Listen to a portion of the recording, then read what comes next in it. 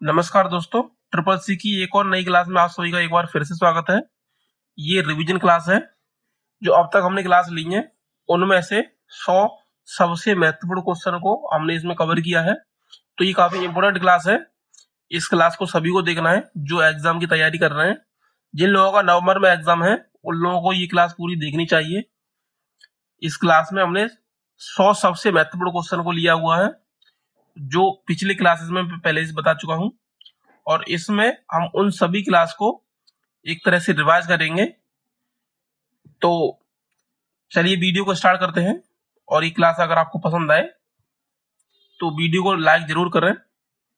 अगर आप triple C की तैयारी कर रहे हो तो आप इस चैनल को सब्सक्राइब कर लीजिए, क्योंकि इस पे नए नए क्वेश्चन जो ट्रिपल सी में पूछे जाते हैं उन सभी की प्रैक्टिस हम कराते रहते हैं। तो चलिए क्लास को स्टार्ट करते हैं।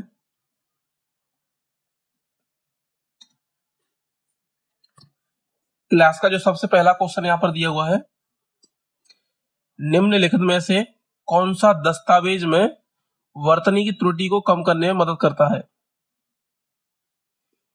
जिन लोगों ने पिछली क्लासेस हमारी ले रखी हैं वो एक तरह से इस क्लास को प्रैक्टिस के दौर पे देख सकते हैं, और उनको पिछले क्वेश्चन के सभी आंसर पता होंगे तो वो कमेंट में टाइप करके अपनी प्रैक्टिस कर सकते हैं।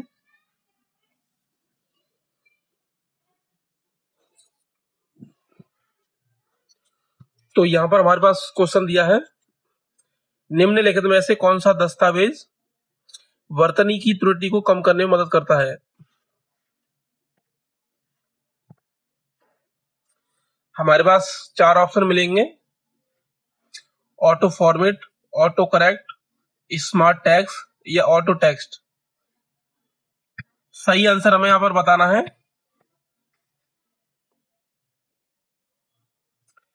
तो ऑप्शन नंबर बी इसका राइट आंसर होगा, ऑटो करेक्ट। ऑटो करेक्ट का यूज करके जो भी दस्तावेज में वर्तनी की त्रुटि होती है उसको हम कम कर सकते हैं। तो ऑप्शन नंबर बी इसका राइट आंसर होगा।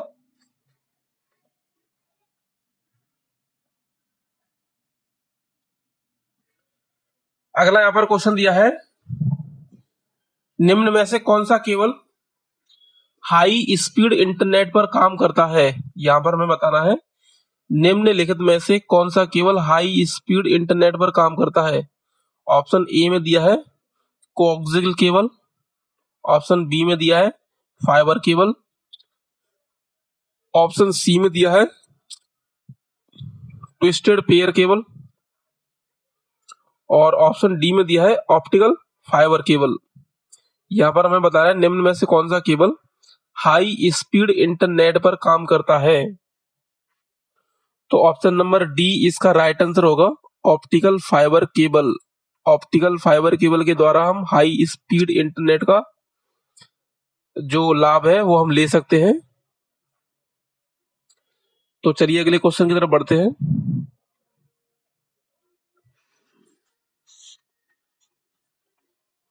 अगला यहां पर क्वेश्चन दिया है, निम्न में से कंप्लीटली कनेक्टेड नेटवर्क टोपोलॉजी कौन सी है। यहां पर हमें कंप्लीटली कनेक्टेड नेटवर्क टोपोलॉजी के बारे में बताना है। तो 4 ऑप्शन दिए हैं। ऑप्शन ए में दिया है स्टार, ऑप्शन बी में दिया है मैश, और ऑप्शन सी में दिया है रिंग, ऑप्शन डी में दिया है ट्री। यहां पर हमें बताना है कंप्लीटली कनेक्टेड नेटवर्क टोपोलॉजी।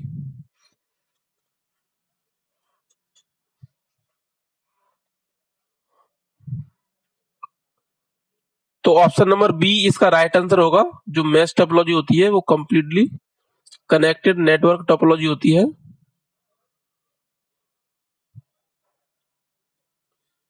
अगला यहां पर क्वेश्चन दिया है, IPv4 कितने बिट का होता है।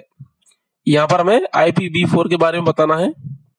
ऑप्शन ए में दिया आपका 34 बिट का, ऑप्शन बी में दिया है 32 बिट का, ऑप्शन सी दिया है 128 बिट का, और ऑप्शन डी दिया है 64 बिट। यहां पर हमें बताना है IPv4 है वो कितने बिट का होता है।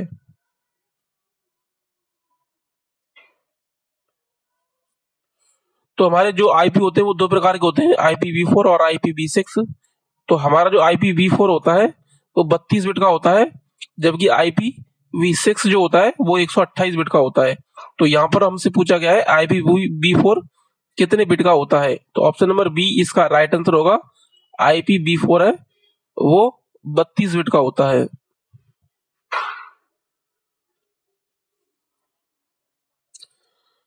अगला यहाँ पर क्वेश्चन दिया है, OSI मॉडल में ट्रांसपोर्ट लेयर, नेटवर्क लेयर और कौन सी लेयर के बीच होती है। यहां पर हमें बताना है OSI मॉडल में ट्रांसपोर्ट लेयर, नेटवर्क लेयर और कौन सी दूसरी लेयर के बीच में होती है, यानी कि ट्रांसपोर्ट लेयर और नेटवर्क लेयर ये दोनों ही बीच की लेयर मानी जाती हैं। इसके अलावा और कौन सी दूसरी लेयर है जो बीच में होती है, वो यहां पर हमें बताना है। तो ऑप्शन ए में दिया है एप्लीकेशन, ऑप्शन बी में दिया है सेशन, ऑप्शन सी में दिया है डेटा लिंक और ऑप्शन डी में दिया है फिजिकल। तो यहां पर हमें उस लेयर के बारे में बताना है जो इन दो लेयर के अलावा बीच में दी होती है। OSI मॉडल के अंदर 7 लेयर होती हैं और 7 लेयर के बीच में हमारी जो 3 लेयर हैं वो एकदम मिडिल लेयर मानी जाती हैं। तो दो के तो नाम यहाँ पर दिए हुए हैं, ट्रांसपोर्ट लेयर और नेटवर्क लेयर। उसके अलावा में दूसरी लेयर के बीच की जो लेयर है वो बतानी है, यहां पर कौन सी दी होती है।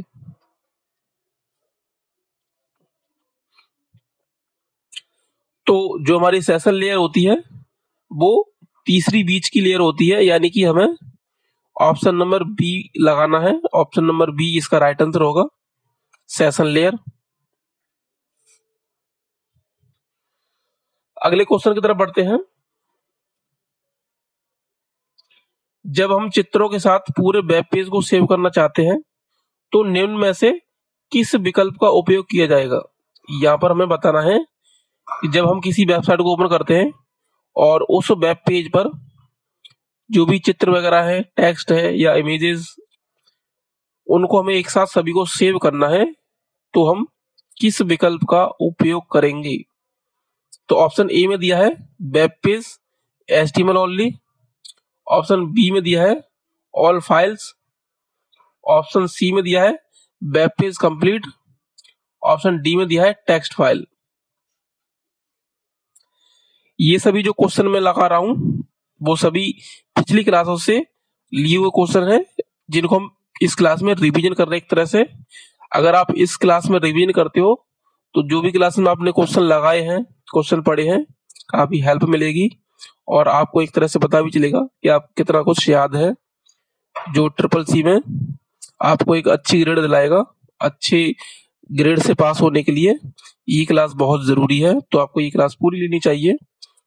तो क्वेश्चन की तरफ हम आते हैं।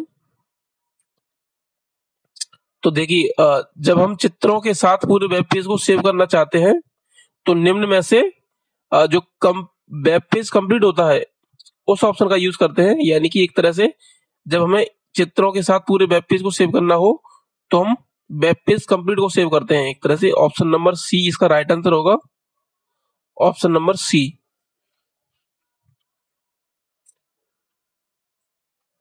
चलिए अगला क्वेश्चन देखते हैं। अगला यहाँ पर क्वेश्चन दिया है, डिजिटल बैंकिंग में किस प्रकार की OTP शामिल होती है। यहाँ पर हमें बताना है कि डिजिटल बैंकिंग में किस प्रकार की OTP शामिल होती है। आपको ऑप्शन नंबर ए में दिया अल्फाबेट्स, ऑप्शन बी में दिया है स्पेशल सिंबल्स, ऑप्शन सी में दिया है डिजिट्स और ऑप्शन डी में दिया है ऑल ऑफ अबव। यहाँ पर हमें बताना है डिजिटल बैंक में किस प्रकार की OTP शामिल होती है। तो जब भी हम डिजिटल बैंकिंग का यूज करते हैं तो उसमें ये सभी OTP का इस्तेमाल, इसमें अल्फाबेट भी होता है, स्पेशल सिंबल भी होता है, डिजिट भी होती हैं।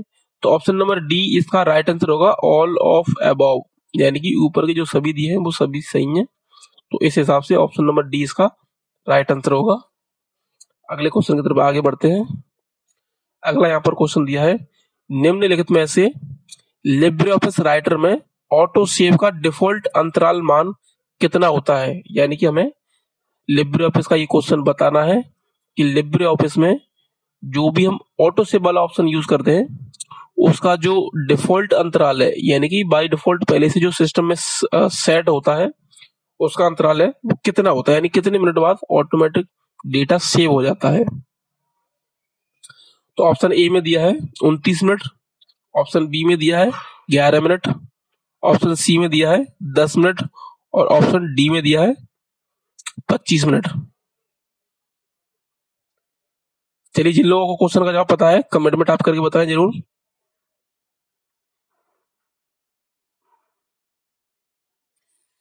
तो देखिए, लिब्रे ऑफिस राइटर के अंदर जो डिफॉल्ट समय अंतराल होता है किसी डेटा को सेव होने का, किसी फाइल को सेव होने का, तो वो होता है 10 मिनट। ऑप्शन नंबर सी इसका राइट आंसर होगा 10 मिनट।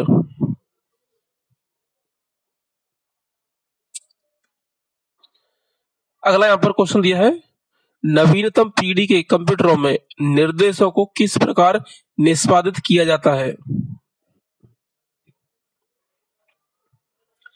केवल पैरेलल, केवल सीक्वेंसली, दोनों पैरेलल और सीक्वेंसली, या फिर रैंडम तरीके से? तो यहां पर हमें बताना है नवीनतम पीढ़ी के कंप्यूटरों में निर्देशों को किस प्रकार निष्पादित किया जाता है। तो जल्दी से कमेंट में टाइप करके बताएं इस क्वेश्चन का जवाब।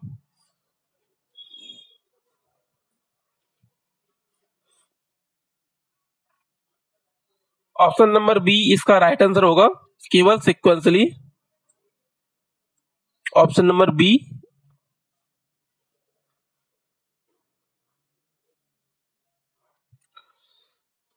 अगला यहां पर क्वेश्चन दिया है, लिब्रे ऑफिस राइटर में सिग्नेचर का ऑप्शन कहां होता है?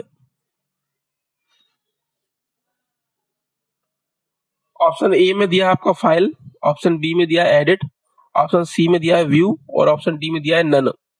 लिब्रे ऑफिस राइटर में सिग्नेचर का ऑप्शन कहां होता है, यानी किस मेन्यू में होता है, वो यहां पर हमें बताना है।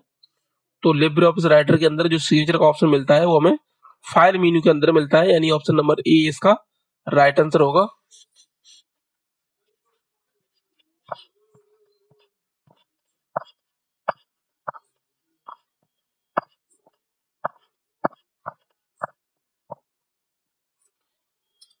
अगला यहां पर क्वेश्चन दिया है, नेस्कॉम का पूरा नाम क्या होता है?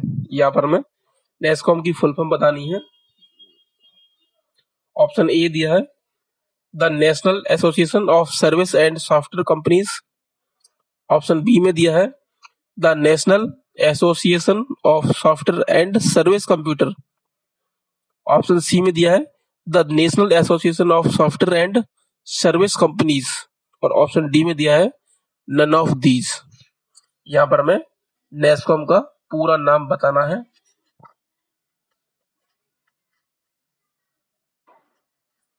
तो ऑप्शन नंबर सी इसका राइट आंसर होगा the national association of software and service companies. Option number C इसका राइट आंसर होगा। चलिए अगले क्वेश्चन की तरफ बढ़ते हैं।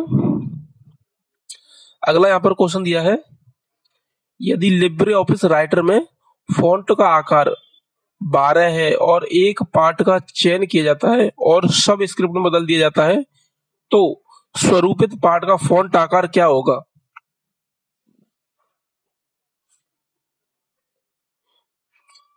यानी कि एक तरह से अगर मैं इसको अपने शब्दों में समझाऊं कि कोई फॉन्ट साइज 12 में लिखा हुआ है, जिसका फॉन्ट साइज 12 है और उस पूरे को सब स्क्रिप्ट में चेंज कर दिया जाता है, तो जो बदला हुआ टेक्स्ट है उसका वो फॉन्ट साइज है वो कितना होगा?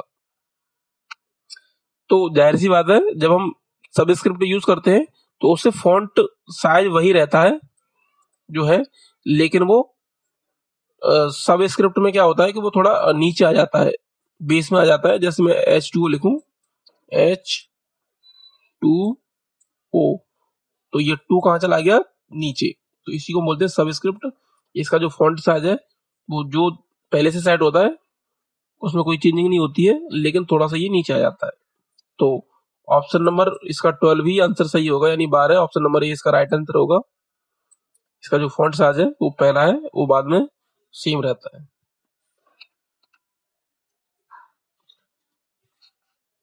अगला यहाँ पर क्वेश्चन दिया है, किसी इंडिविजुअल सब्जेक्ट पर हम अपने व्यूज निम्न में से किस प्लेटफॉर्म पर शेयर करते हैं।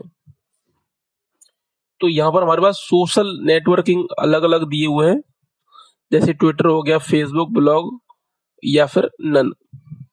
तो यहां पर क्या बात की गई है, किसी इंडिविजुअल सब्जेक्ट पर हम अपने व्यूज निम्न में से किस प्लेटफॉर्म पर शेयर करते हैं, हमें यहां पर बताना है। तो ऑप्शन नंबर ए इसका राइट आंसर होगा ट्विटर, क्योंकि ट्विटर पर ही हम अपने जो इंडिविजुअल सब्जेक्ट है उस पर अपने व्यूज शेयर करते हैं। तो ये हमारा प्लेटफॉर्म जो होता है वो ट्विटर होता है। ट्विटर का जो नाम चेंज हो गया, अब एक्स हो गया है, तो ज्यादातर लोगों को पता होगा, इसको हम एक्स के नाम से जानते हैं।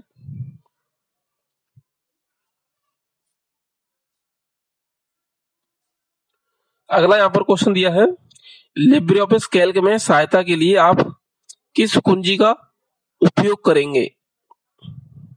काफी इजी क्वेश्चन है। जब भी हम किसी सॉफ्टवेयर में हेल्प लेते हैं, यानी कि सहायता के लिए कोई भी शॉर्टकट कुंजी यूज करते हैं, तो वो आपकी F1 होती है। ऑप्शन नंबर ए इसका राइट आंसर होगा। ऑप्शन नंबर ए यानी कि F1 के द्वारा किसी भी सॉफ्टवेयर में हम हेल्प ऑप्शन को ऑन कर सकते हैं।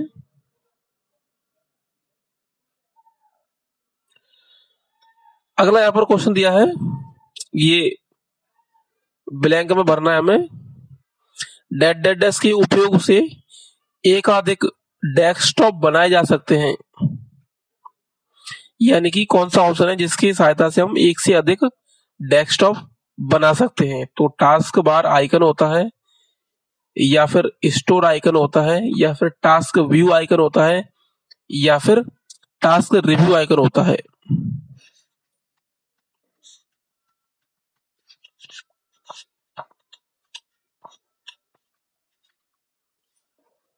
तो ऑप्शन नंबर सी इसका राइट आंसर होगा, task view icon.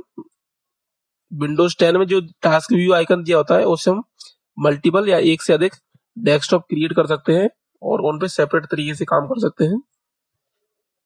Option number C इसका राइट आंसर होगा। चलिए अगला क्वेश्चन देखते हैं।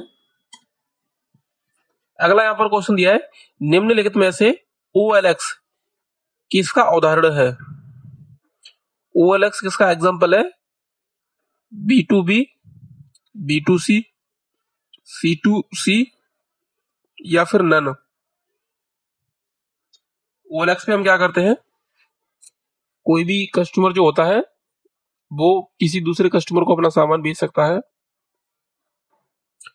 तो क्या होता है उसे बोलते हैं हम C2C यानी customer to customer. Option number C इसका राइट आंसर होगा, C2C यानी कस्टमर टू कस्टमर।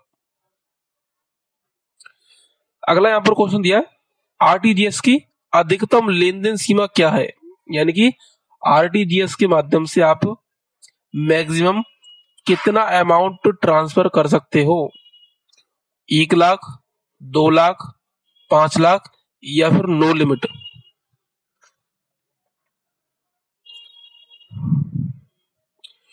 तो ट्रिपल सी के अंदर आरटीजीएस की फुल फॉर्म भी आ सकती है, मैंने पिछली क्लासेस में बताई है। आरटीजीएस की जो फुल फॉर्म होती है वो रियल टाइम ग्रॉस सेटलमेंट होती है, और आरटीजीएस एक सुविधा होती है बैंक के अंदर जिसके माध्यम से हम पैसे को ट्रांसफर कर सकते हैं। लेकिन इसमें जो हम कम से कम लिमिट होती है, जो कम से कम लिमिट यूज करते हैं वो 2 लाख होती है। अगर यहाँ पे कम से कम लिमिट पूछी होती तो वो 2 लाख होती, लेकिन यहाँ पे अधिकतम मैक्सिमम लिमिट पूछी है, मैक्सिमम यानी कि अधिकतम लेन देन सीमा पूछी है। तो इसकी कोई लिमिट नहीं है, नो लिमिट है, बिना किसी लिमिट के इसमें पैसा ट्रांसफर कर सकते हैं। तो ऑप्शन नंबर डी इसका राइट आंसर होगा, नो लिमिट।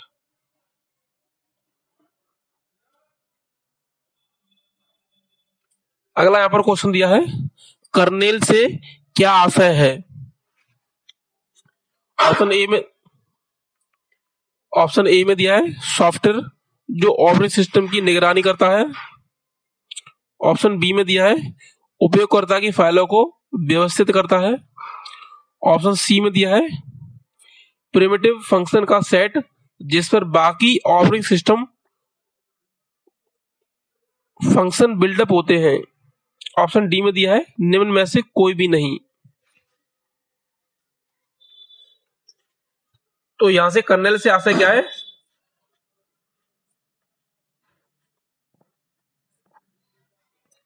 सॉरी, दिवाली का सीजन चल रहा है तो सभी को पटाखों की आवाज सुनाई दे रही होगी, तो इन पटाखों की आवाज को हमें इग्नोर करना है क्योंकि अभी सीजन चल रहा है तो आवाज तो आती है,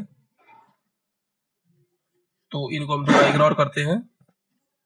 बाकी आपको अगर मेरी आवाज क्लियर आ रही है तो एक बार कमेंट में टाइप कर दें। तो चलिए, ऑप्शन नंबर सी इसका राइट आंसर है। प्रिमिटिव फंक्शन का सेट जिस पर बाकी ऑपरेटिंग सिस्टम फंक्शन बिल्डअप होते हैं। तो ऑप्शन नंबर सी इसका राइट आंसर होगा।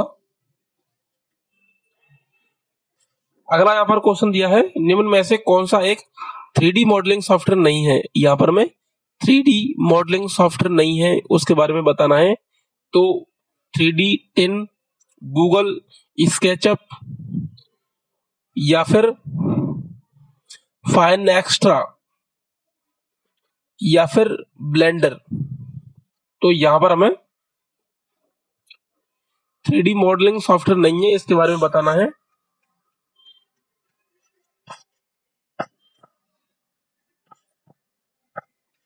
तो ऑप्शन नंबर सी इसका राइट आंसर होगा। फाइन एक्स्ट्रा जो है वो कोई 3D सॉफ्टवेयर नहीं है। बाकी जो हमारे पास 3 ऑप्शन दिए हैं ऊपर के और एक नीचे का, ये सभी 3D सॉफ्टवेयर के एग्जाम्पल हैं। तो ऑप्शन नंबर सी इसका राइट आंसर होगा।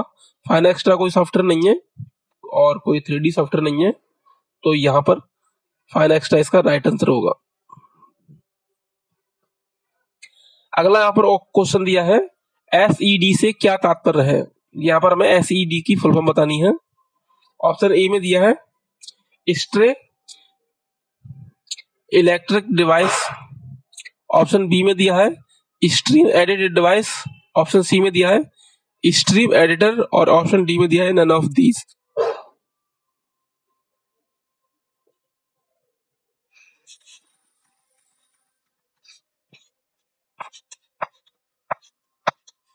तो ऑप्शन नंबर सी इसका राइट आंसर होगा स्ट्रीम एडिटर।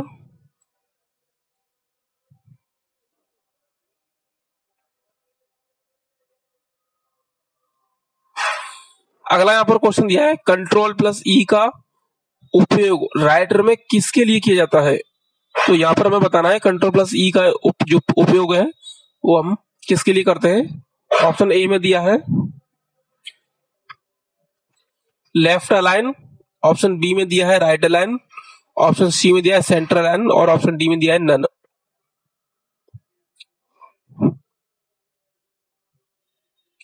तो कंट्रोल प्लस ई का यूज करके हम सेंटर अलाइन का यूज करते हैं। ऑप्शन नंबर सी इसका राइट आंसर होगा सेंटर अलाइन।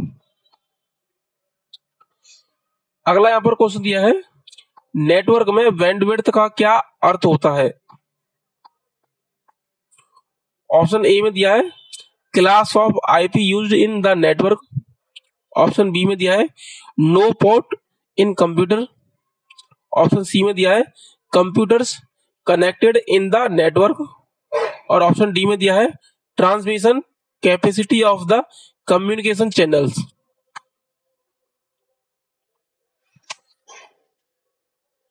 तो नेटवर्क के अंदर जो बैंडविड्थ होती है उसका मतलब होता है transmission capacity of the communication channel. तो ऑप्शन नंबर डी इसका राइट आंसर होगा। ऑप्शन नंबर डी इसका राइट आंसर होगा। अगला यहां पर क्वेश्चन दिया है निम्न में कौन एक मजबूत पासवर्ड है। यहां पर हमें स्ट्रॉन्ग पासवर्ड को बताना है कि 4 एग्जांपल दिए हैं उसमें से हमें बताना है कि इसमें से कौन सा है जो मजबूत पासवर्ड है एक तरह से। तो 11 अगस्त 1999 या फिर एप्पल या फिर @पासवर्ड या फिर 25 जनवरी। तो ऑप्शन नंबर सी इसका राइट आंसर होगा। यहां पर हमें इसको गौर से देखना है @पासवर्ड PSSW फिर 00 है और RD है, यानी कि @ के बाद कैपिटल लेटर है, स्मॉल लेटर है और इसमें कुछ नंबर भी यूज हुए हैं और उसके बाद फिर से स्मॉल लेटर है, तो ये एक स्ट्रॉन्ग पासवर्ड है। तो इसी तरह से ही हम किसी भी अपनी सर्विस जो भी जैसे ईमेल आईडी है उसका जो पासवर्ड है वो थोड़ा स्ट्रॉन्ग रखते हैं ताकि वो आसानी से ब्रेक न किया जा सके।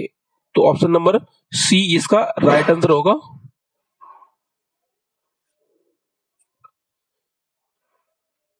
चलिए अगला क्वेश्चन दिया है, टेक्स्ट को आरोही और अवरोही करने के लिए निम्नलिखित में से किस विकल्प को चुना जाता है?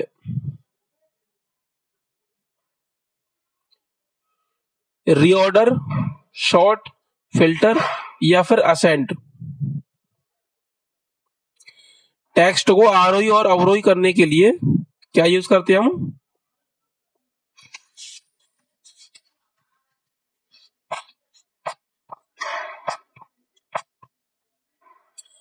शॉर्ट ऑप्शन का यूज करके हम टेक्स्ट को आरोही और अवरोही कर सकते हैं। तो ऑप्शन नंबर बी इसका राइट आंसर होगा।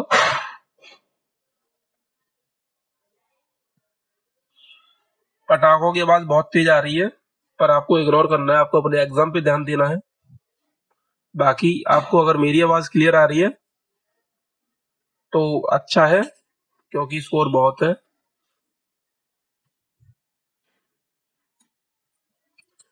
चलिए निम्नलिखित में से कौन सा लिनक्स ऑपरेटिंग सिस्टम का कोर है? यहाँ पर हमें लिनक्स ऑपरेटिंग सिस्टम का कोर कौन सा है वो हमें यहाँ पर बताना है। ऑप्शन ए में दिया है कर्नेल, ऑप्शन बी में दिया है सेल, ऑप्शन सी में दिया है टर्मिनल और ऑप्शन डी में दिया है कमांड्स। तो ऑप्शन नंबर ए इसका राइट आंसर होगा। जो लिनक्स ऑपरेटिंग सिस्टम का जो कोर है वो कर्नेल होता है। तो ऑप्शन नंबर ए इसका राइट आंसर होगा।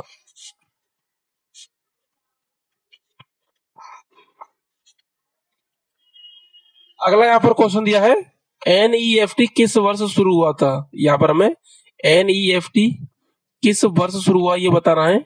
ऑप्शन ए में दिया है 2010, ऑप्शन बी में दिया है 2005, ऑप्शन सी में दिया है 2004 और ऑप्शन डी में दिया है 2009।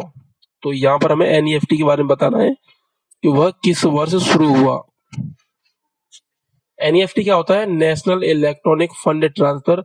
ये भी एक इलेक्ट्रॉनिक फंड ट्रांसफर करने का माध्यम है। इसकी फुल फॉर्म होती है नेशनल इलेक्ट्रॉनिक फंड ट्रांसफर। तो एनईएफटी की जो शुरुआत हुई है वो 2005 में हुई है, यानी कि ऑप्शन नंबर बी इसका राइट आंसर होगा। ऑप्शन बी इसका राइट आंसर होगा। चलिए अगले क्वेश्चन की तरफ बढ़ते हैं। अगला क्वेश्चन यहाँ पर दिया है, ओटीपी के रूप में भी जाना जाता है। ओटीपी के रूप में किस चीज को जानते हैं? स्थिर पासवर्ड को, डायनामिक पासवर्ड को, स्टैटिक पासवर्ड को या फिर फिक्स्ड पासवर्ड को।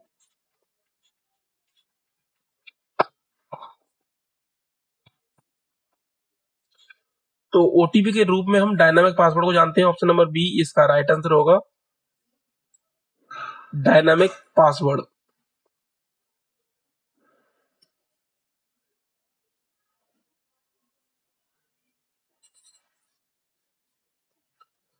अगला यहाँ पर क्वेश्चन दिया है, आप भीम के द्वारा एक दिन में कितने रुपए भेज सकते हैं? यानी कि क्वेश्चन पूछा गया है, आप भीम ऐप के द्वारा एक दिन में कितने रुपए भेज सकते हैं? ऑप्शन ए में दिया है 10,000, ऑप्शन बी में दिया है 50,000, ऑप्शन सी में दिया है 40,000 और ऑप्शन डी में दिया है 1,00,000। तो भीम यूपीआई के द्वारा अगर हमें पैसे ट्रांसफर करने हो तो उसकी जो मैक्सिमम लिमिट है वो क्या है वो हमें यहाँ पर बतानी है। तो भीम के द्वारा जो हम पैसे ट्रांसफर कर सकते हैं उसकी जो लिमिट है वो 40,000 है, यानी ऑप्शन नंबर सी इसका राइट आंसर होगा।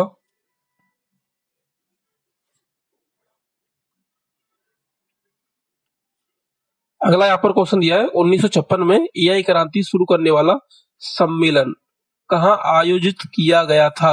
यहाँ पर हमें बताना है 1956 में एआई क्रांति शुरू करने वाला सम्मेलन कहाँ आयोजित किया गया था?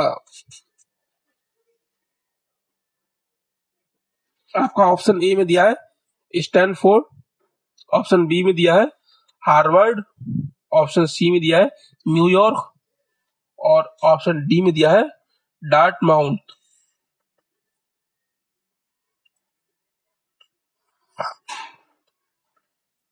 तो ऑप्शन नंबर डी इसका राइट आंसर होगा, डार्टमाउथ। ऑप्शन नंबर डी इसका राइट आंसर होगा। अगला यहां पर क्वेश्चन दिया है, निम्न में से कौन सा विशेष उपकरण और सॉफ्टवेयर के साथ एक शक्तिशाली कंप्यूटर है। तो यहां पर हमें बताना है निम्न में से कौन सा विशेष उपकरण और सॉफ्टवेयर के साथ एक शक्तिशाली कंप्यूटर है। Super computer, network server, work station या फिर मेन फ्रेम कंप्यूटर। तो ऑप्शन नंबर सी इसका राइट आंसर होगा, वर्क स्टेशन। वर्क स्टेशन जो कंप्यूटर होता है वो काफी शक्तिशाली कंप्यूटर होते हैं जिसमें विशेष उपकरण और सॉफ्टवेयर लगे होते हैं। ऑप्शन नंबर सी इसका राइट आंसर होगा। अगले क्वेश्चन की तरफ बढ़ते हैं। अगला यहां पर क्वेश्चन दिया है, निम्नलिखित में से किस बैंक के द्वारा क्रेडिट कार्ड शुरू किया गया था। यहां पर हमें बताना है कि क्रेडिट कार्ड है वो किस बैंक के द्वारा शुरू किया गया था। तो ऑप्शन ए में दिया है State Bank of India, option B में दिया है Central Bank of India, option C में दिया है एचडीएफसी बैंक, ऑप्शन डी में दिया है आईसीआईसी बैंक।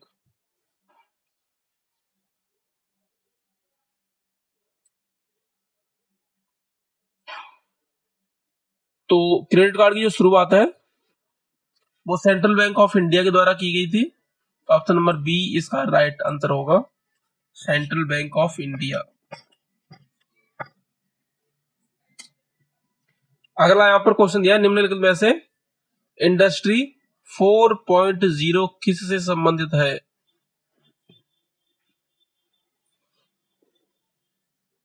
ऑप्शन ए में दिया है जर्मनी, ऑप्शन बी में दिया है ऑस्ट्रेलिया, ऑप्शन सी में दिया है अमेरिका, ऑप्शन डी में दिया है नन। तो इंडस्ट्री 4.0 है वो जर्मनी से संबंधित है, यानी ऑप्शन नंबर ए इसका राइट आंसर होगा।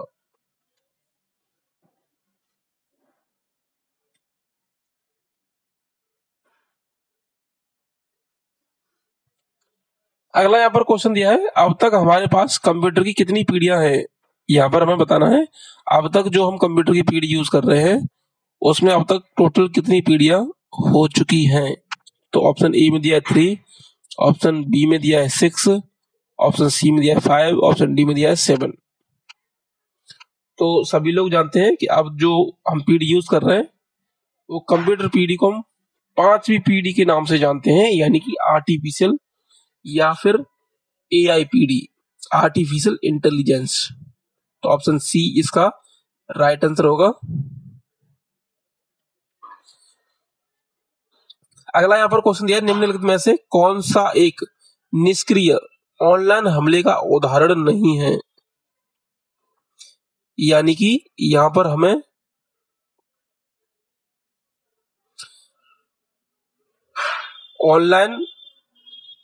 निष्क्रिय ऑनलाइन हमले का उदाहरण नहीं है ये बताना है।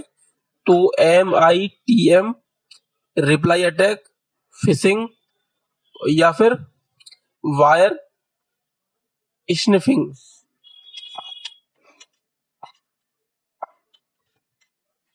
तो ऑप्शन नंबर सी इसका राइट आंसर होगा, फिशिंग।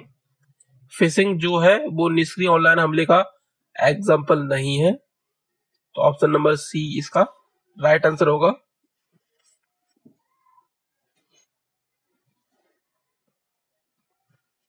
अगला यहां पर क्वेश्चन दिया है, RMDIR का क्या मतलब है।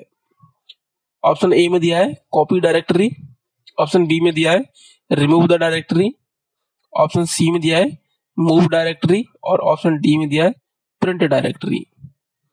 तो RMDIR का मतलब होता है रिमूव डायरेक्टरी, यानी कि डायरेक्टरी का मतलब फोल्डर से होता है, फोल्डर को हम डायरेक्टरी बोलते हैं।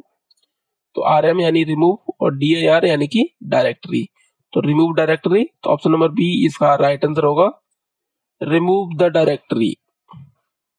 अगला क्वेश्चन देखते हैं। अगला यहाँ पर क्वेश्चन दिया है, गूगल क्रोम ब्राउजर में जूम करने की शॉर्टकट कुंजी क्या होती है। शॉर्टकट कुंजी यानी शॉर्टकट की एक तरह से। तो यहाँ पर हमें दी हुई है control plus plus, F11, F12 या फिर कंट्रोल प्लस। तो यहाँ पर हमें बताना है गूगल क्रोम के अंदर तो जूम करने की शॉर्ट की है वो क्या है।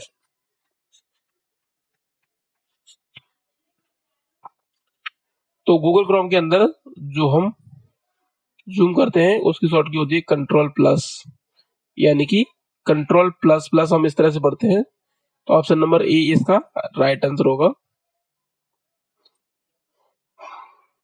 अगला यहाँ पर क्वेश्चन दिया है IPv6 कितने बिट का होता है। तो ये इस क्वेश्चन का जवाब मैंने पहले ही बताया था, अभी वीडियो में पहले ही बताया था, जो मैंने IPv4 के बारे में बताया था। तो IPv6 है वो हमारा 128 बिट का होता है, यानी कि ऑप्शन नंबर सी इसका राइट आंसर होगा। और IPv4 है वो आपका 32 बिट का होता है। अगला यहाँ पर क्वेश्चन दिया है बैक स्पेस कुंजी दबाने से कर्सर के किस तरफ के अक्षर मिटते हैं। ऑप्शन ए में दिया है सेंटर, ऑप्शन बी में दिया है राइट, ऑप्शन सी में दिया है लेफ्ट और ऑप्शन डी में दिया है नन। तो जब भी हम बैक स्पेस कुंजी दबाते हैं उससे क्या होता है कि लेफ्ट साइड के जितने भी लेटर होते हैं वो एक एक करके मिटते चले जाते हैं। तो ऑप्शन नंबर सी इसका राइट आंसर होगा। अगला यहाँ पर क्वेश्चन दिया है विंडोज 10 में गेम बार की शॉर्टकट कुंजी क्या होती है। विंडोज 10 के अंदर जो गेम बार होता है उसकी शॉर्टकट कुंजी हमें बतानी है। विंडोज प्लस जी, विंडोज प्लस के, विंडोज प्लस जे या फिर विंडोज शिफ्ट प्लस जी। तो विंडोज 10 के अंदर जो गेम बार की शॉर्टकट होती है वो विंडोज प्लस जी होती है, यानी ऑप्शन नंबर ए इसका राइट आंसर होगा। अगला यहाँ पर क्वेश्चन दिया है यूएसएसडी द्वारा कौन सी सुविधा प्रदान नहीं की जाती है। ऑप्शन ए दिया है आपका अकाउंट बैलेंस चेक करना, ऑप्शन बी दिया है मोबाइल पिन यानी एम पिन प्रबंधन, ऑप्शन सी आधार संबंध ओवरड्राफ्ट स्थिति की जांच करना, ऑप्शन डी में दिया है इंटरनेट बैंकिंग पासवर्ड का अनुरोध करना।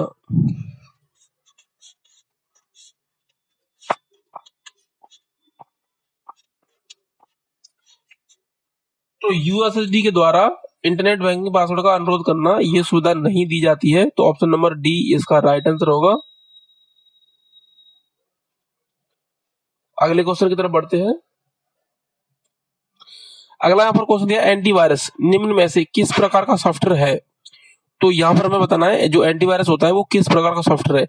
आपका फर्मवेयर है, एप्लीकेशन है, सिस्टम सॉफ्टवेयर है या फिर यूटिलिटी सॉफ्टवेयर है। तो एंटीवायरस जो होता है वो हमारा एक यूटिलिटी सॉफ्टवेयर होता है। तो ऑप्शन नंबर डी इसका राइट आंसर होगा, यूटिलिटी सॉफ्टवेयर। अगला यहाँ पर क्वेश्चन दिया है UIDAI योजना किस मंत्रालय ने शुरू की है। यहाँ पर हमें बताना है UIDAI योजना किस मंत्रालय ने शुरू की है। UIDAI का मतलब होता है जो हम आधार कार्ड वगैरह बनाते हैं उसकी जो वेबसाइट है वो UIDAI के द्वारा ही हमारे पास इस योजना का लाभ हम तक पहुंच पाता है।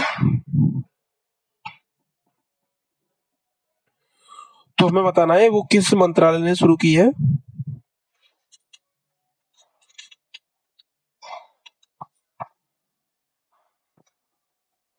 तो ऑप्शन नंबर बी इसका राइट आंसर होगा, Ministry of Electronic and Information Technology. Option B इसका राइट आंसर होगा।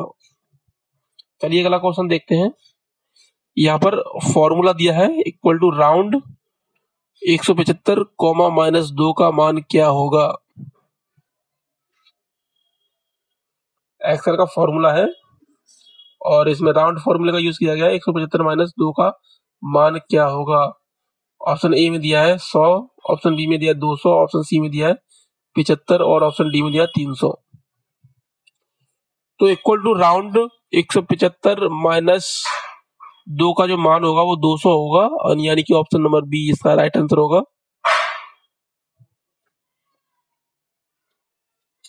अगला यहाँ पर क्वेश्चन दिया है निम्नलिखित में से प्रिंटर की क्वालिटी किस पर निर्भर करती है। यहाँ पर हमें बताना है प्रिंटर की जो क्वालिटी है वो किस पर निर्भर करती है। ऑप्शन ए में दिया है पेज पर टाइम, ऑप्शन बी में दिया है डॉट पर साइज, ऑप्शन सी में दिया है बोथ और ऑप्शन डी में दिया है नन। तो देखिए जो प्रिंटर की क्वालिटी है वो आपकी डॉट पर साइज पर निर्भर करती है, यानी कि जितना डॉट का जो साइज है वो कम होगा, प्रिंट की क्वालिटी है वो उतनी ज्यादा अच्छी होगी। तो डॉट पर साइज यानी ऑप्शन नंबर बी इसका राइट आंसर होगा।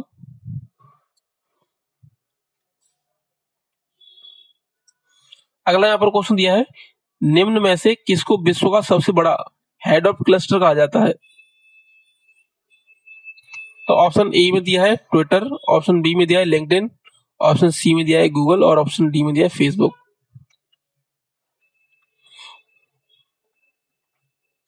तो देखो फेसबुक को सबसे बड़ा यानी कि वर्ल्ड का सबसे बड़ा हेड ऑफ क्लस्टर कहा जाता है। तो ऑप्शन नंबर डी इसका राइट आंसर होगा, फेसबुक इसका राइट आंसर होगा। अगला यहाँ पर क्वेश्चन दिया है इनिशियल स्टेट और उत्तराधिकारी फंक्शन समस्या की स्थिति को स्पष्ट रूप से परिभाषित करते हैं। ऑप्शन ए में दिया है फाइनल स्टेट, ऑप्शन बी में दिया है स्टेट स्पेस और ऑप्शन सी में दिया है प्रॉब्लम स्पेस और ऑप्शन डी में दिया है problem place.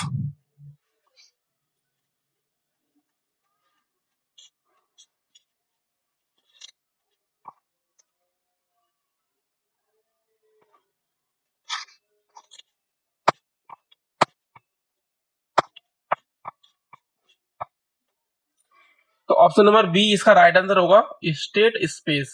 Option number B इसका राइट आंसर होगा।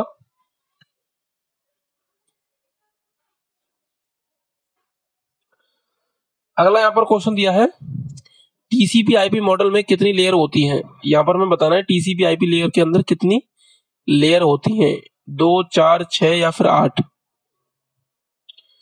तो टीसीपी आईपी के अंदर 4 लेयर होती हैं।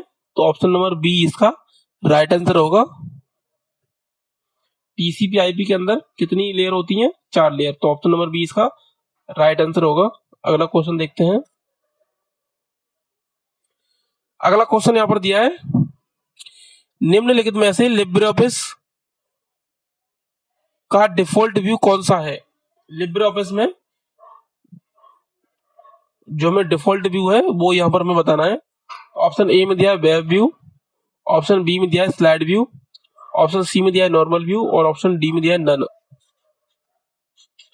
तो लिब्रे ऑफिस के अंदर जो डिफॉल्ट व्यू होता है वो आपका नॉर्मल व्यू होता है, यानी ऑप्शन नंबर सी इसका राइट आंसर होगा। अगला यहां पर क्वेश्चन दिया है मोबाइल उपकरणों के लिए निम्न में से किस प्रकार का जोखिम सर्वोपरि है।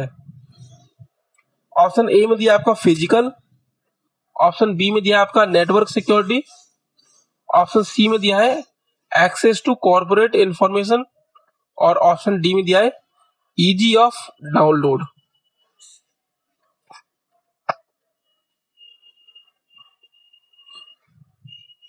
ऑप्शन डी आपका राइट आंसर होगा, इजी ऑफ डाउनलोड।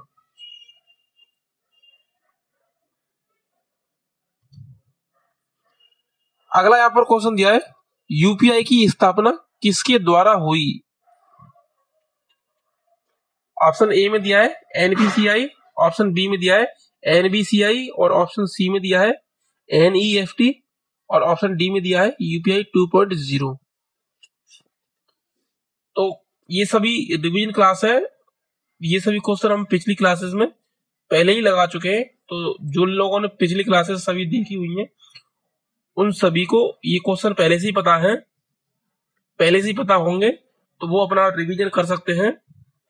जिन लोगों ने पिछली क्लासेस नहीं देखी हैं और जो ट्रिपल सी की तैयारी कर रहे हैं, ट्रिपल सी का एग्जाम देना चाहते हैं या फिर नवंबर में ही उनका एग्जाम्पल है, सॉरी नवंबर में ही उनका एग्जाम है, तो यहाँ पर आप सभी क्लासेस को देख लीजिए, काफी हेल्प मिलने वाली है आपको।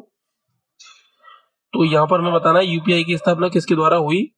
तो यूपीआई की जो स्थापना है वो एनपीसीआई के द्वारा हुई है। तो ऑप्शन नंबर ए इसका राइट आंसर होगा।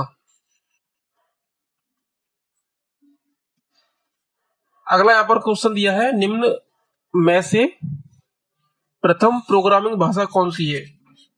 यहाँ पर हमें प्रथम प्रोग्रामिंग भाषा बतानी है, निम्न में से कौन सी है। तो ऑप्शन ए में दिया आपका जावा, ऑप्शन बी में दिया है CSS, ऑप्शन सी में दिया है कोबल और ऑप्शन डी में दिया है फोर्ट्रन।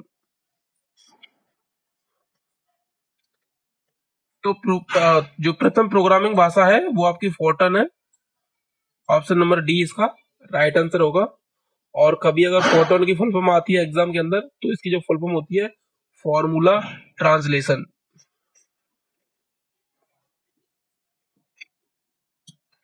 अगला यहाँ पर क्वेश्चन दिया है, एक माउस में कितने बटन होते हैं। माउस के अंदर हमें बटन की संख्या बतानी है। तो सभी लोग जानते हैं माउस के अंदर हमारे पास 3 बटन होते हैं। तो ऑप्शन नंबर सी इसका राइट आंसर होगा। ऑप्शन नंबर सी इसका राइट आंसर होगा।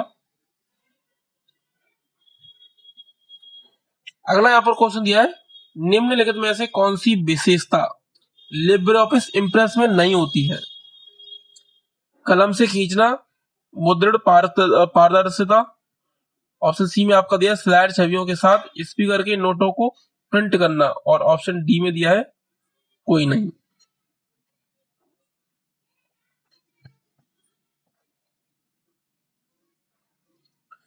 तो यहां पर ऑप्शन नंबर सी इसका राइट आंसर होगा।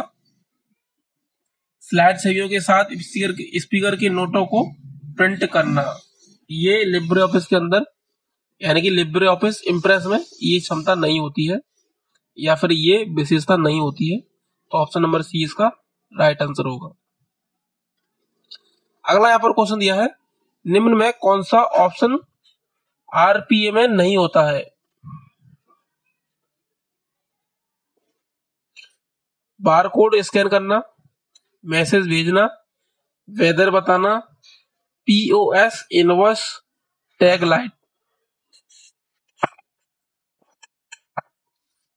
तो ऑप्शन नंबर सी इसका राइट आंसर होगा, वेदर बताना। ऑप्शन नंबर सी इसका राइट आंसर होगा। अगला यहाँ पर क्वेश्चन दिया है, निम्नलिखित में से ऐसा कौन सा प्रोटोकॉल है जिसके माध्यम से ईमेल में ऑडियो और वीडियो को अटैचमेंट के साथ भेजा जा सकता है।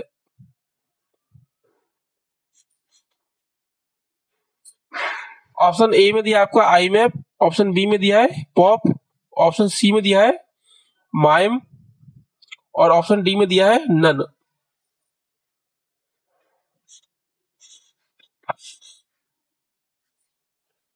तो माइम के द्वारा हम ईमेल के अंदर ऑडियो और वीडियो को एक साथ भेज पाते हैं। तो MIME इसका राइट आंसर होगा, यानी ऑप्शन नंबर सी इसका राइट आंसर होगा। अगला यहाँ पर क्वेश्चन दिया हुआ है, एक वैध ट्विटर हैंडल कौन सा है। यहाँ पर हमें एक वैध ट्विटर हैंडल के बारे में बताना है। तो ABCD @ या फिर ABCD @ या फिर ABCD @XYZ या फिर @ABCD। तो ऑप्शन नंबर डी इसका राइट आंसर होगा, @ABCD, यानी कि @ पहले लगा होता है और उसके बाद यूजर नेम होता है। तो ये एक वैध ट्विटर हैंडल है।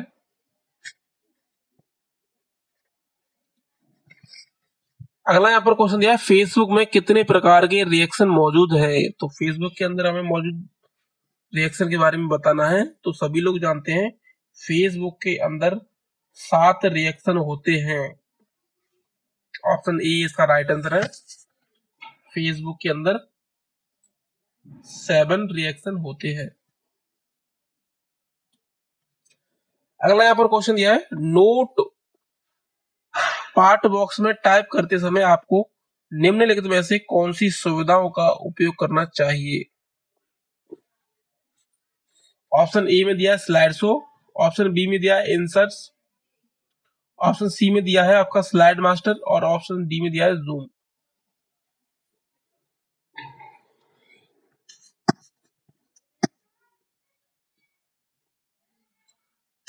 देखो नोटपैड, या एक तरह से हम कहें कि जो हम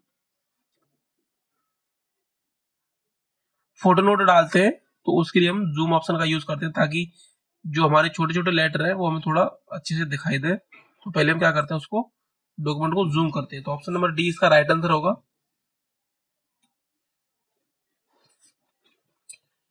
लिब्रे ऑफिस कैल्क में कुल रो की संख्या होती है। रो की संख्या यहाँ पर हमें बतानी है लिब्रे ऑफिस कैल्क के अंदर 1024 या फिर 16,384 या फिर 10,48,576। तो हमें यहाँ पर रो की संख्या बतानी है लिब्रे ऑफिस कैल्क के अंदर।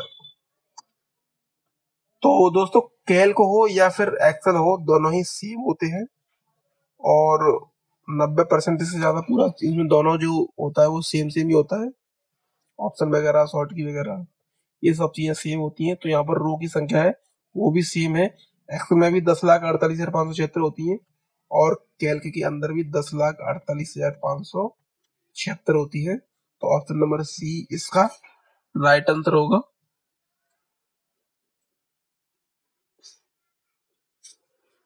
अगला यहाँ पर क्वेश्चन दिया है, निम्नलिखित में से कौन सा एवरेज फंक्शन सही है।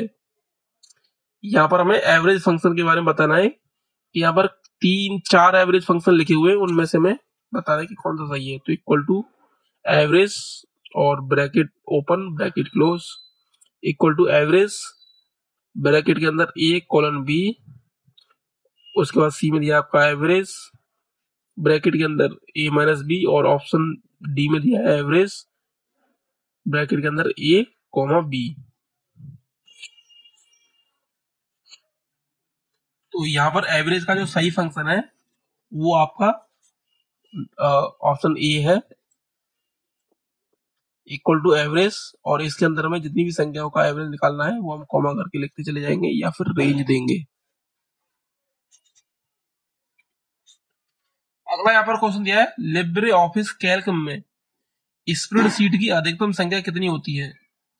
कैल्क के अंदर जो हम स्प्रेडशीट है वो हम कितनी मैक्सिमम ले सकते हैं, 32,000, 64,000, 48,000 या फिर कोई लिमिट नहीं है।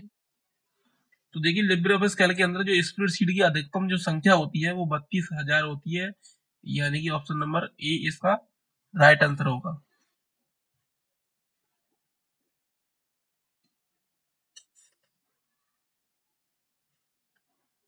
अगला यहाँ पर क्वेश्चन दिया है, निम्नलिखित में से किसका इस्तेमाल कंप्यूटर की प्रथम पीढ़ी में किया गया था। प्रथम पीढ़ी में किसका इस्तेमाल किया गया था। तो micro processor, transistor, integrated circuit या फिर वैक्यूम ट्यूब। तो देखो जो प्रथम पीढ़ी के जो कंप्यूटर थे उनमें वैक्यूम ट्यूब का यूज किया गया था, यानी ऑप्शन नंबर डी इसका राइट आंसर होगा, वैक्यूम ट्यूब।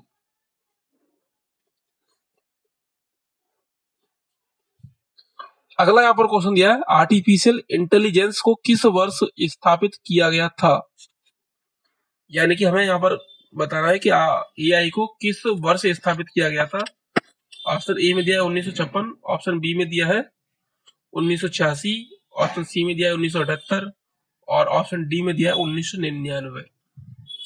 तो आर्टिफिशियल इंटेलिजेंस को 1956 के अंदर स्थापित किया गया था। ऑप्शन नंबर ए इसका राइट आंसर होगा।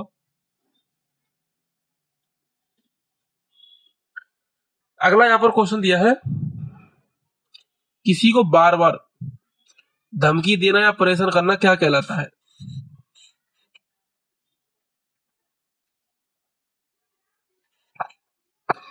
ऑप्शन ए में दिया है बुलिंग, ऑप्शन बी में दिया है स्पूपिंग, ऑप्शन सी में दिया है फिशिंग और ऑप्शन डी में दिया है स्टॉल्किंग। ऑप्शन डी इसका राइट आंसर होगा, स्टॉल्किंग। किसी को बार बार जो धमकी देना है वो आपका स्टॉल्किंग कहलाता है।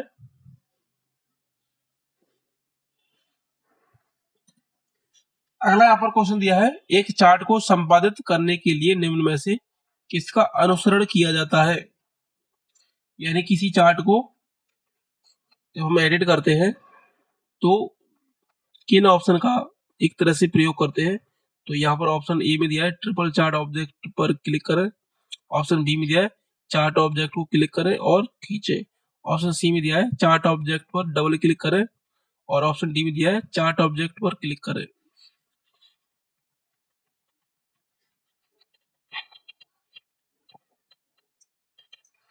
जब हम किसी चार्ट को एडिट करते हैं तो उसमें जो सही ऑप्शन है आपका चार्ट ऑब्जेक्ट पर डबल क्लिक करके उसको भी एडिट कर सकते हैं। तो ऑप्शन नंबर सी इसका राइट आंसर होगा।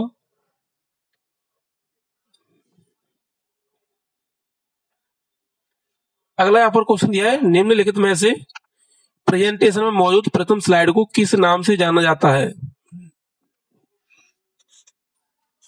Home slide, main slide, title slide या फिर इनमें से कोई नहीं?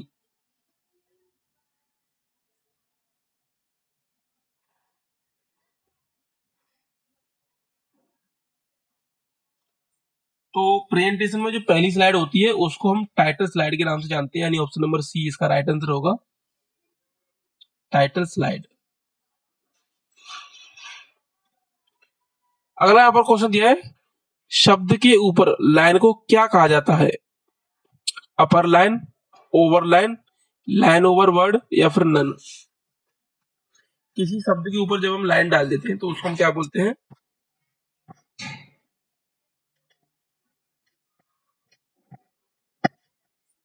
Over line. Option number B इसका राइट आंसर होगा, ओवर लाइन। अगला यहाँ पर क्वेश्चन दिया है, एंड्रॉइड पर टेलीग्राम ऐप कब लॉन्च किया गया था?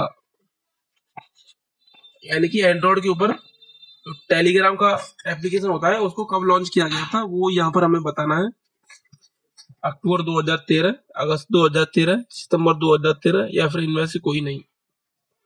तो देखो अक्टूबर 2013 के अंदर एंड्रॉइड पर टेलीग्राम ऐप को लॉन्च किया गया था। तो ऑप्शन नंबर ए इसका राइट आंसर होगा। अगला यहाँ पर क्वेश्चन दिया है, ट्विटर पर एक उपयोग का जो नाम है वो अधिकतम कितने वर्णों का हो सकता है? ऑप्शन ए में दिया है 10, ऑप्शन बी में दिया है 12, ऑप्शन सी में दिया है 15 और ऑप्शन डी में दिया है 25। तो ऑप्शन सी इसका राइट आंसर होगा कि किसी भी उपयोगकर्ता का जो नाम है वो अधिकतम 15 वर्णों का हो सकता है। तो ऑप्शन सी इसका राइट आंसर होगा। अगला यहाँ पर क्वेश्चन दिया है, निम्न में से कौन सा लिनक्स में वैलिड लॉगिंग सेल नहीं है? ऑप्शन ए में दिया है सी सेल, ऑप्शन बी में दिया है बाश सेल, ऑप्शन सी में दिया है नेट सेल और ऑप्शन डी में दिया है जेड सेल। यहाँ पर वैलिड लॉगिंग सेल नहीं है के बारे में पूछा गया है, तो आपकी नेट सेल जो होती है वैलिड सेल नहीं होती है लिनक्स के अंदर। तो ऑप्शन नंबर सी इसका राइट आंसर होगा।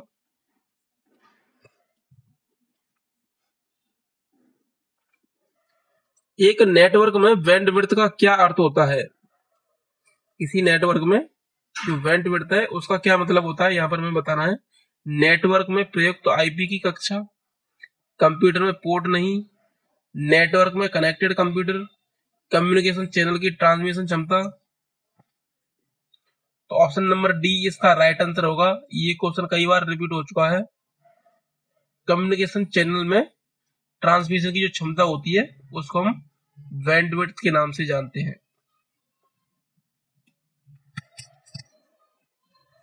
अगला यहाँ पर क्वेश्चन दिया है, अमेज़न द्वारा प्रदान की गई क्लाउड सेवा का नाम क्या है? अमेज़न के द्वारा कौन सी क्लाउड सेवा प्रदान की जाती है या फिर अमेज़न जिस सेवा को जो क्लाउड सेवा को प्रदान करता है उसका नाम क्या है वो हमें यहाँ पर बताना है। ऑप्शन ए में दिया है कोटाना, ऑप्शन बी में दिया है एसीएस, ऑप्शन सी में दिया है AWS और ऑप्शन डी में दिया है गूगल असिस्टेंट। तो अमेज़न की जो क्लाउड सेवा है उसको हम AWS के नाम से जानते हैं, यानी अमेज़न वेब सर्वर। तो ऑप्शन नंबर सी इसका राइट आंसर होगा, AWS।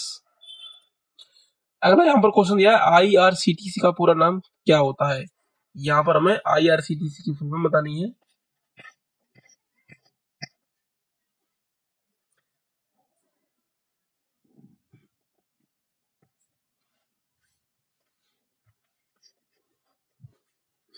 ऑप्शन ए में दिया है Indian railway corporation and tourism catering, option B में दिया है Indian railway catering and tourism corporation, option C में दिया है international railway corporation and tourism catering, option D में दिया है नन ऑफ दीज।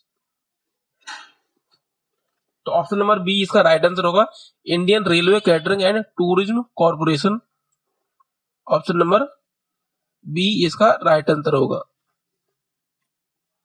अगला यहाँ पर क्वेश्चन दिया है, निम्नलिखित में से बिंग किस कंपनी से संबंधित है। तो हमें यहाँ पर बताना है बिंग है वो किस कंपनी से संबंधित है, गूगल से है, माइक्रोसॉफ्ट से है, इंस्टाग्राम या फेसबुक से है। तो बिंग क्या है, एक सर्च इंजन है जो कि माइक्रोसॉफ्ट का सर्च इंजन है। तो ऑप्शन नंबर बी इसका राइट आंसर होगा, माइक्रोसॉफ्ट।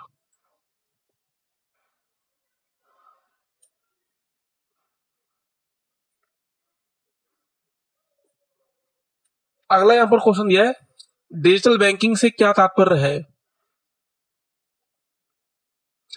पे using debit card, option B में दिया आपका पे यूजिंग यूपीआई, ऑप्शन सी में दिया है बोथ, या फिर ऑप्शन डी में दिया है नन।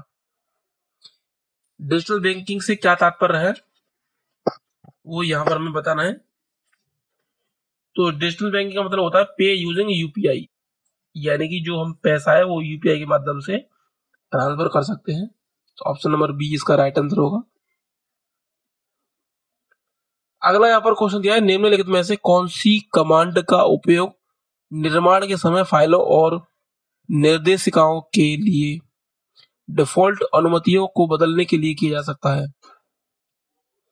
ऑप्शन ए दिया है आपका CHMOD, ऑप्शन बी में दिया है CHOWN, ऑप्शन सी में दिया है UNASK, और ऑप्शन डी में दिया है CHGRP।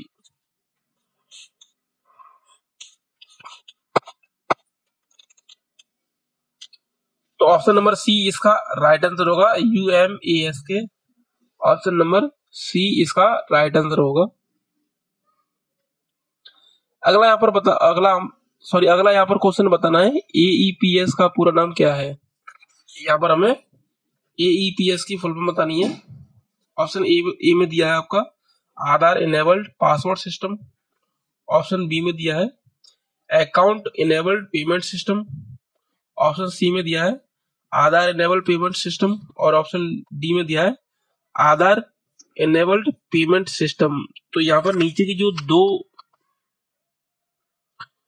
फुल फॉर्म दी हुई है उनमें यहाँ पर आधार की जो मीनिंग है उनमें चेंजिंग है, तो ये काफी मायने सा जो अंतर है वो यहाँ पर दिया हुआ है। इसमें ADDHAR लिखा हुआ है, इस तरह से आधार लिखा हुआ है, और इसमें ADHAAR लिखा हुआ है। तो इस चीज का हमें यहाँ पे देखना है। तो AEPS की जो फुल फॉर्म होती है वो आधार इनेबल्ड पेमेंट सिस्टम होती है। ऑप्शन नंबर सी इसका राइट आंसर होगा।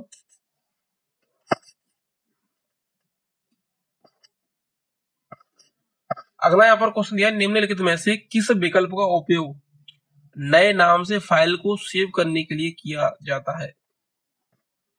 यहाँ पर एक तरह से हमें सेव एज की शॉर्ट की बतानी है, तो Ctrl+S, ऑप्शन बी में दिया है सेव, ऑप्शन सी में दिया है सेव ऑल, और ऑप्शन डी में दिया है Ctrl+Shift+S। तो Ctrl+Shift+S का जो हम यूज करते हैं वो किसी पहले से दिए हुए नाम को एक नया नाम देने के लिए करते हैं। तो ये ऑप्शन नंबर डी इसका राइट आंसर होगा।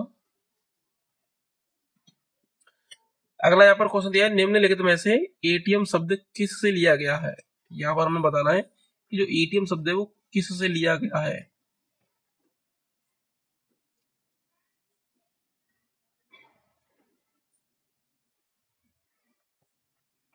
ऑप्शन ए में दिया आपका asynchronous transfer mode, option B में दिया है auto teller machine, option C में दिया है ऑटोमेटेड टेलिंग मैकेनिज्म, और ऑप्शन डी में दिया है ऑल टाइम मनी।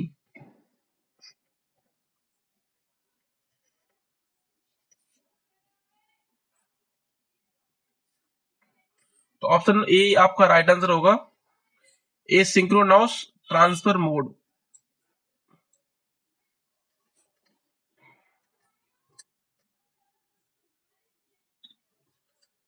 अगला यहाँ पर क्वेश्चन दिया है, इंटरनेट कनेक्शन प्राप्त करने के लिए हमें से परामर्श करने की आवश्यकता है, यानी कि हमें किससे परामर्श करने की आवश्यकता है वो हमें यहाँ पर बताना है। ऑप्शन ए में दिया है प्रयोगशाला, ऑप्शन बी में दिया है संगठन, ऑप्शन सी में दिया है ISP, और ऑप्शन डी में दिया है नन ऑफ ऑप्शंस। तो अगर हमें इंटरनेट कनेक्शन चाहिए तो हम क्या करते हैं, आईएसपी से कांटेक्ट करते हैं, यानी इंटरनेट सर्विस प्रोवाइडर जिसे हम बोलते हैं। ऑप्शन नंबर सी इसका राइट आंसर होगा। अगला यहाँ पर क्वेश्चन दिया है, लिब्रे ऑफिस राइटर में वर्ड काउंट का ऑप्शन किस मेन्यू में होता है। यहाँ पर हमें बताना है कि लिब्रे ऑफिस राइटर के अंदर जो वर्ड काउंट ऑप्शन है वो किस मेन्यू में दिया होता है, वो हमें यहाँ पर बताना है। ऑप्शन ए में दिया है फॉर्मेट, ऑप्शन बी में दिया है व्यू, ऑप्शन सी में दिया है एडिट और ऑप्शन डी में दिया है टूल्स। तो आपका जो टूल्स मेन्यू है ऑप्शन नंबर डी इसका राइट आंसर होगा। टूल्स मेन्यू के अंदर वर्ड काउंट का जो ऑप्शन है वो दिया होता है। अगला यहाँ पर क्वेश्चन दिया है, लिब्रे ऑफिस में स्लाइड सॉर्टर किस मेन्यू में होता है। तो यहाँ पर मैं बताना है स्लाइड सॉर्टर को किस मेन्यू के अंदर दिया होता है। तो ऑप्शन ए में दिया इंसर्ट, ऑप्शन बी में दिया स्लाइड, ऑप्शन सी में दिया व्यू और ऑप्शन डी में दिया विंडोज। तो आपका जो स्लाइड सॉर्टर व्यू है वो व्यू मेन्यू के अंदर दिया होता है, यानी ऑप्शन नंबर सी इसका राइट आंसर होगा।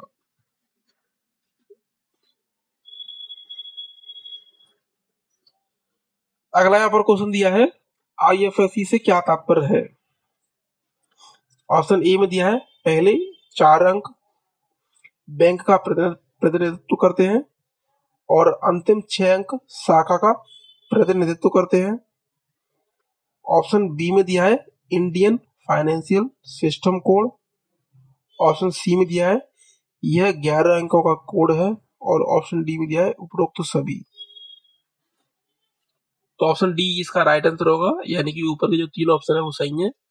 तो इस हिसाब से ऑप्शन नंबर डी इसका राइट आंसर होगा। अगला यहाँ पर क्वेश्चन दिया है, लिब्रे ऑफिस कैल्क में सेल को कितने सेंटीमीटर तक बढ़ाया जा सकता है। ऑप्शन ए में दिया है 10, ऑप्शन बी में दिया है 100, ऑप्शन सी में दिया है 200 और ऑप्शन डी में दिया है 400। तो लिब्रे ऑफिस कैल्क के अंदर सेल को हम 100 सेंटीमीटर तक बढ़ा सकते हैं। तो ऑप्शन नंबर बी इसका राइट आंसर होगा।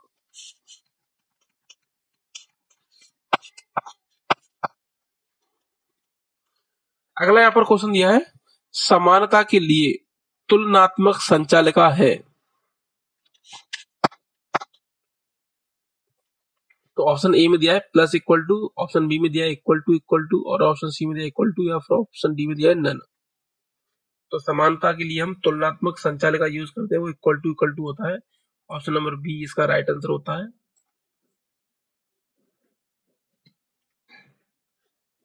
अगला यहाँ पर क्वेश्चन दिया है, निम्नलिखित में से मैसेंजर किसका प्रोडक्ट है। तो यहाँ पर हमें बताना है कि जो मैसेंजर है वो किस कंपनी का प्रोडक्ट है, माइक्रोसॉफ्ट, गूगल, फेसबुक या फिर आईबीएम। तो मैसेंजर है वो फेसबुक का प्रोडक्ट है, यानी कि ऑप्शन नंबर सी इसका राइट आंसर होगा। ऑप्शन नंबर सी इसका राइट आंसर होगा। अगला यहाँ पर क्वेश्चन दिया है, पॉइंट ऑफ सेल यानी पीओएस निम्न में से कौन से कार्य नहीं कर सकता है। बिल प्रिंट करना, पेमेंट रिसीव करना, प्रमोशन करना, उपरोक्त सभी।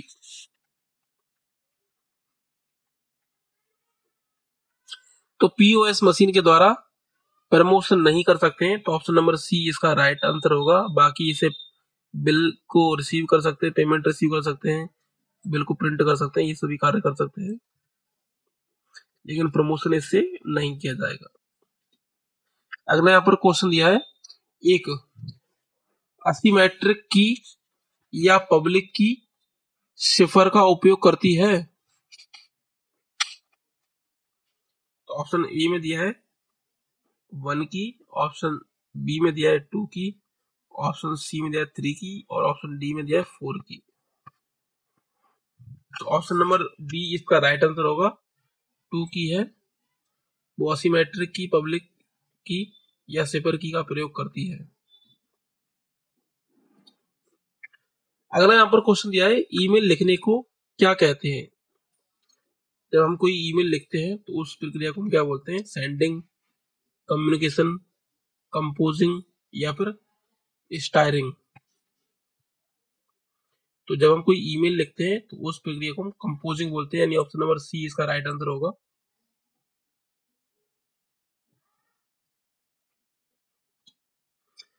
अगला यहाँ पर क्वेश्चन दिया है लिब्रे ऑफिस कैल्क में प्रथम सेल पर जाने की शॉर्टकट कुंजी क्या होती है।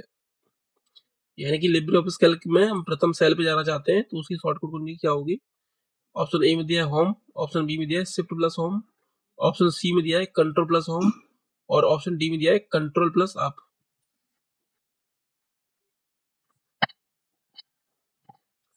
तो कंट्रोल प्लस होम की के द्वारा हम प्रथम सेल पर जा सकते हैं। तो ऑप्शन नंबर सी इसका राइट आंसर होगा। अगला यहाँ पर क्वेश्चन दिया है जेपीईजी एक बाइनरी डॉक्यूमेंट है, ट्रू एंड फॉल्स में हमें इसका जवाब देना है। तो बिल्कुल सही जवाब है, जो जेपीईजी है वो एक बाइनरी डॉक्यूमेंट है। तो ऑप्शन नंबर ए इसका राइट आंसर होगा, यानी कि ट्रू। अगला यहाँ पर क्वेश्चन दिया है टीसीपी आईपी में 4 लेयर होती है। ये भी क्वेश्चन कई बार रिपीट हो चुका है। तो बिल्कुल सही जवाब है, टीसीपी आईपी में 4 लेयर होती है। तो ऑप्शन नंबर ए इसका राइट आंसर होगा, यानी कि ट्रू। अगला यहाँ पर क्वेश्चन दिया है कंट्रोल प्लस डब्ल्यू शॉर्टकट कुंजी के माध्यम से माइक्रोसॉफ्ट एक्सेल के वर्कबुक को बंद किया जा सकता है। ट्रू एंड फॉल्स में हमें यहाँ पर बताना है कंट्रोल प्लस डब्ल्यू शॉर्टकट कुंजी के माध्यम से माइक्रोसॉफ्ट एक्सेल के वर्कबुक को बंद किया जा सकता है। तो ऑप्शन नंबर ए इसका राइट आंसर होगा, बिल्कुल किया जा सकता है।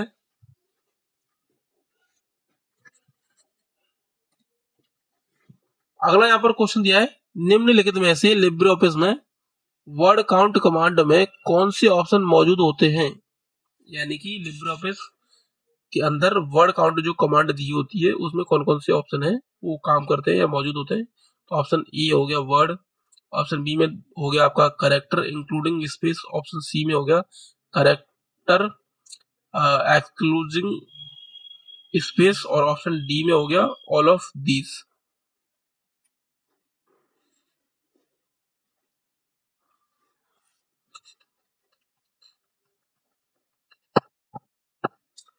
तो ऑप्शन नंबर डी इसका राइट आंसर होगा, यानी कि ऊपर के जो 3 ऑप्शन दिए हैं वो एकदम सही है। तो इस तरह से ऑप्शन डी इसका राइट आंसर होगा। अगला यहाँ पर क्वेश्चन दिया है निम्नलिखित में से ब्लूटूथ किसका उदाहरण है। यहाँ पर हमें बताना है जो ब्लूटूथ है वो किसका उदाहरण है। ऑप्शन ए में दिया है वैन, ऑप्शन बी में दिया है लैन, ऑप्शन सी में दिया है वायरलेस और ऑप्शन डी में दिया है पिन कोड।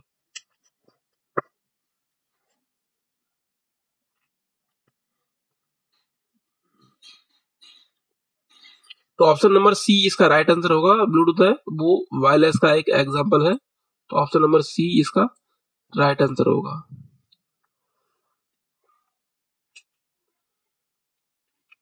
अगला यहाँ पर क्वेश्चन दिया है निम्नलिखित में से टेम्पलेट के प्रबंधन की शॉर्टकट कुंजी क्या होती है। यहाँ पर हमें टेम्पलेट के प्रबंधन की शॉर्टकट कुंजी के बारे में बताना है। Control plus N, shift plus N, या फिर कंट्रोल शिफ्ट प्लस एन, या फिर shift plus control plus M.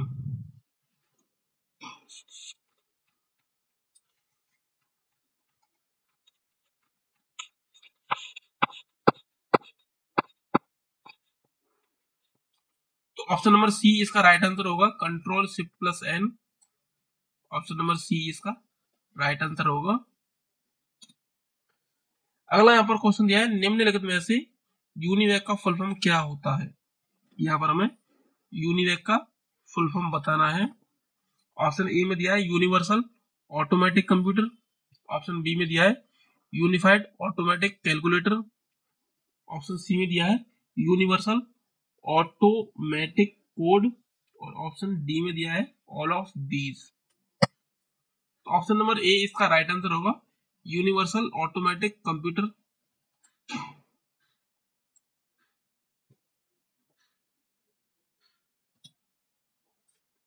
अगला यहाँ पर क्वेश्चन दिया है निम्नलिखित में से आप एक लिब्रे ऑफिस इम्प्रेस में एक से अधिक स्लाइड का चयन करने की अनुमति देते हैं।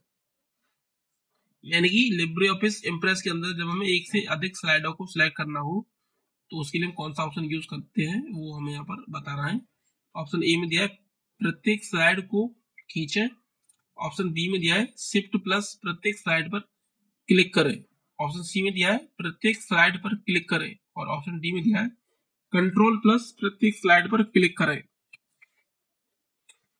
जब हमें इम्प्रेस के अंदर एक से ज्यादा स्लाइडों को सिलेक्ट करना हो तो हम क्या करते हैं, कंट्रोल प्लस प्रत्येक स्लाइड पर क्लिक करते हैं। तो ऑप्शन नंबर डी इसका राइट आंसर होगा, कंट्रोल प्लस प्रत्येक स्लाइड पर क्लिक करें। अगला यहाँ पर क्वेश्चन दिया है निम्नलिखित में से आरटीजीएस का रख रखाव कौन करता है, यानी कि आरटीजीएस की जो देख रेख है वो किसके अंडर में की जाती है। तो ऑप्शन नंबर ए में दिया है एनपीसीआई, ऑप्शन बी में दिया है बीओबी, ऑप्शन सी में दिया है एसबीआई और ऑप्शन डी में दिया है आरबीआई।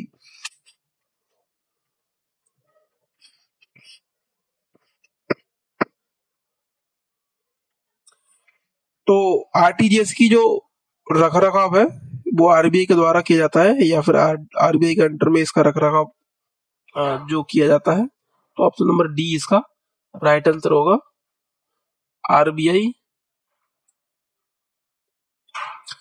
अगला और यहाँ पर लास्ट क्वेश्चन दिया है निम्नलिखित में से लिब्रे ऑफिस राइटर में किस बार में वर्ड काउंट ऑप्शन उपलब्ध होता है, यानी कि वर्ड काउंट जो ऑप्शन है वो किस बार में उपलब्ध होता है। तो वर्ड काउंट का जो ऑप्शन है आपका, ऑप्शन ए में दिया है स्टैंडर्ड बार, ऑप्शन बी में दिया है साइड बार, ऑप्शन सी में दिया है स्टेटस बार, ऑप्शन डी में दिया है स्क्रॉल बार। तो वर्ड काउंट का जो ऑप्शन है वो आपका स्टेटस बार के अंदर दिया होता है, तो ऑप्शन नंबर सी इसका राइट आंसर होगा। तो इस तरह से हमने इस क्लास के 100 क्वेश्चन है वो पूरे कर लिए हैं। उम्मीद है आपको क्लास अच्छी लगी होगी और इस क्लास से आपको काफी मदद मिलने वाली है। अगर आपने पीछे की क्लास नहीं देखी है तो चैनल पे सभी वीडियो पड़ी हुई है, वहां से एक एक करके सभी क्लास को आप देख लीजिए। ट्रिपल सी में इससे बहुत ज्यादा हेल्प मिलेगी। बाकी मिलते हैं अगली क्लास में, तब तक के लिए टेक केयर।